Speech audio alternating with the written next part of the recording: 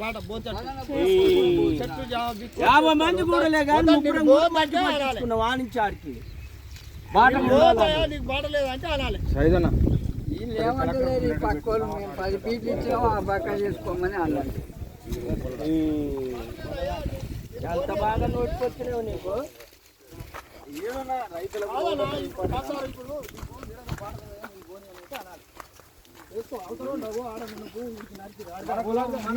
బాట ఉంటే మంచిదన్నా.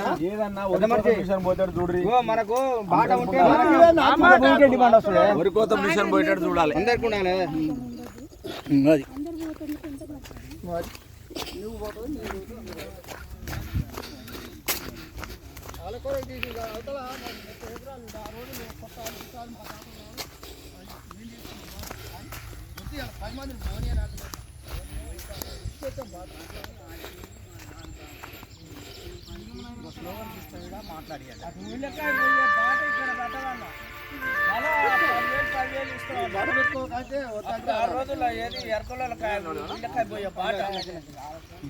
అప్పుడు మడుగులు ఉన్నాయి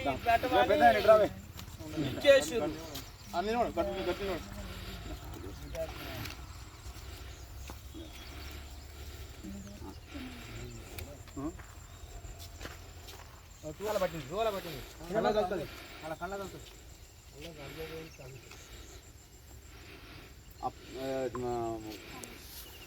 పూర్తి చేయాలి. జీచన్నారం నుంచి అనంతారం వరకు ఉన్న రోడ్డును చేయాలి. రైతుల రోడ్డును చేయాలి. రైతుల రోడ్డును అనంతారం నుండి జీచన్నారం వరకు పోయే రోడ్డు రైతుల రోడ్డును పూర్తి చేయాలి. రైతుల రోడ్డును అదే ఈరోజు వెనకడికి ఇది వెంకరెడ్డి పుణ్యం, వెంకరెడ్డి మఠ పుణ్యం.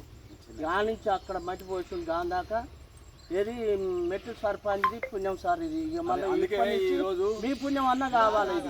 ఈరోజు మనము అన్ని గ్రామాలల్లో సమస్యలు ఏదైతున్నాయో రైతులకు సంబంధించినటువంటి కానీ రోడ్లకు సంబంధించినటువంటి కానీ ప్రజలు ఏ సమస్యలు ఎదుర్కొంటున్నారు ఈ అన్నిటి మీద కూడా మనం రోజు ఒక గ్రామం వెళ్ళి పరిశీలన చేయడం జరుగుతుంది. ఇది చాలా జెన్యూన్.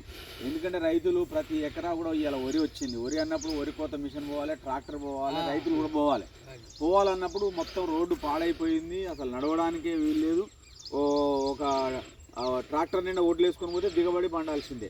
అందుకనే డిమాండ్ చేస్తున్నాం, జీచన్నారం నుంచి అనంతారం వరకు ఉపాధి హామీలైనా పర్వాలేదు, రోడ్డుకు నిధులు మంజూరు చేసి ఫస్ట్ గ్రావెల్ నింపి ఉన్నటువంటి రోడ్డును కనీసం ఒక 16-17 ఫీట్లు అన్నది, అంటే కనీసం వరి కోత మిషన్ పోయే మందం సరి చేసుకుంటూ అందరు రైతుల నుంచి ఈ ఊరు నుంచి ఆ ఊరు దాకా అందరు రైతుల మధ్యకి వెళ్ళి రోడ్డు పోవడానికి ప్రయత్నం చేయాలి.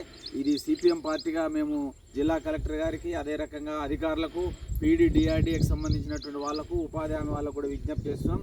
వెంటనే ఈ రోడ్డును పూర్తి చేసి ఆ రైతులకు అవసరమైనటువంటి రోడ్డుగా మార్చాలని చెప్పి డిమాండ్ చేస్తున్నాం. లేని పక్షంలో పెద్ద ఎత్తున గ్రామ పంచాయతీ ముందర ధర్నా చేస్తాం.